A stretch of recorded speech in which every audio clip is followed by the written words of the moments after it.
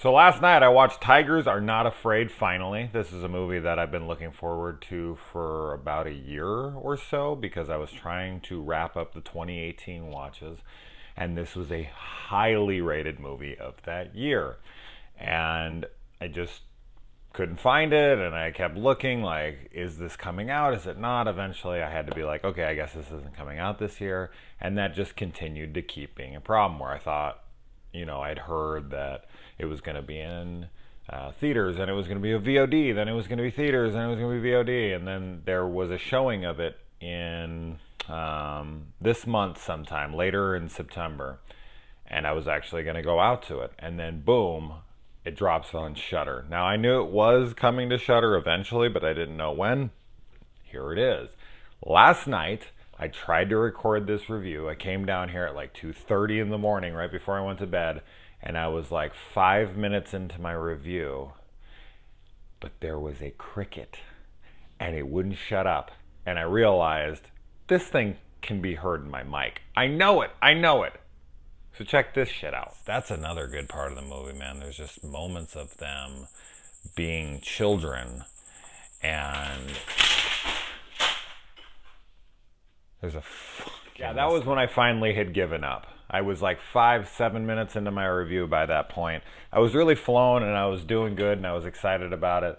And then it was just like, you motherfucker. Anyway, all right, so Tigers Are Not Afraid. Now, I went into this completely blind. I did not know a damn thing about it. But I will say this up front. I guess I had a certain expectation because it was picked up by Shudder, which is an exclusive horror network, and because it was labeled as one of the greatest horror movies of the year when it came out, blah, blah, blah. So I was expecting it to be a lot more horror than it actually was. Now, I will say that I completely understand why it gets the praise that it does. It's a great movie, but it is way more of a fantasy drama than it is horror. Horror is more like, and when I say horror, I mean traditional like film horror, because there's a lot of horror in the film, but it's not what someone would consider horror, and we'll get to that here in a second. But the actual horror as we know it, as us genre fans know it, there's some, absolutely. It's kind of laced throughout. It's definitely there, but it's not at the forefront. It's not like scares a second and all that. I don't think there's any scares, to be completely honest. You know what this kind of reminds me of?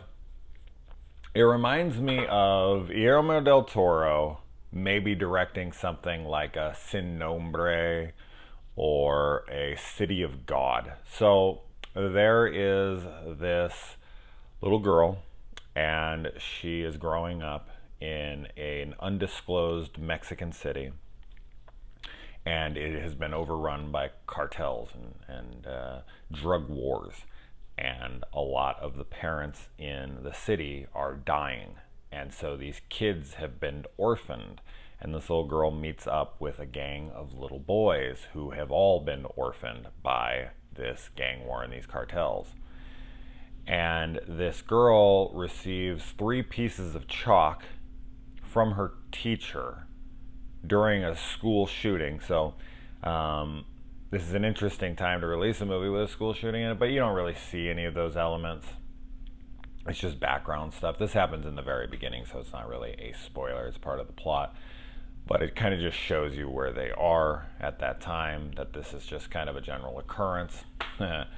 Although that's kind of becoming a thing here as well in the United States right now, but that's nor here nor there for this review.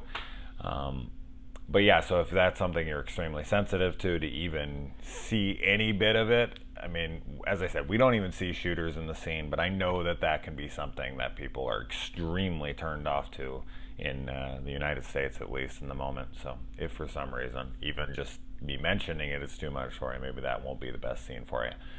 But she receives these 3 pieces of chalk because this thing kind of plays out like a fairy tale set in an urban modern times during a drug war ridden land that has just obliterated the common person and left tons and tons of orphans to fend for themselves. And that's more what this movie is about. And the reason that this movie is getting the praise that it is that A, it feels pretty original, the concept of it.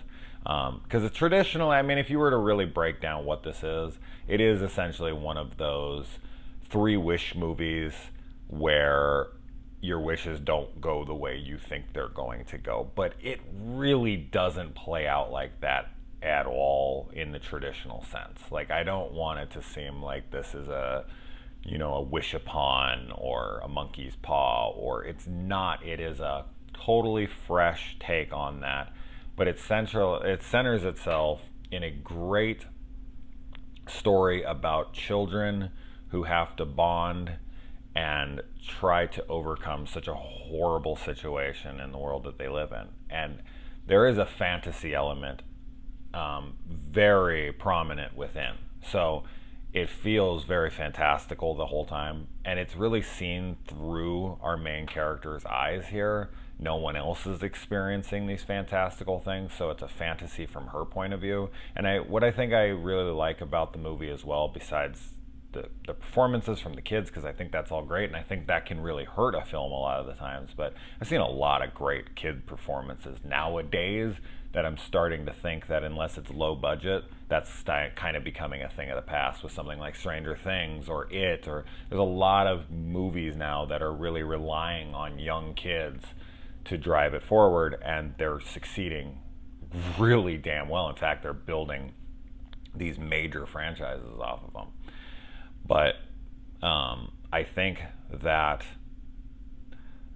the kids in this, I think what makes this film great, too, in addition to what I just said, is that you could look at this film in two completely different ways. And I think that multiple watches would be beneficial, because I do love movies that could be viewed with one frame of mind and then a completely different frame of mind. Like, is this fantastical fantasy stuff actually happening, or is it her way of coping with what's going on?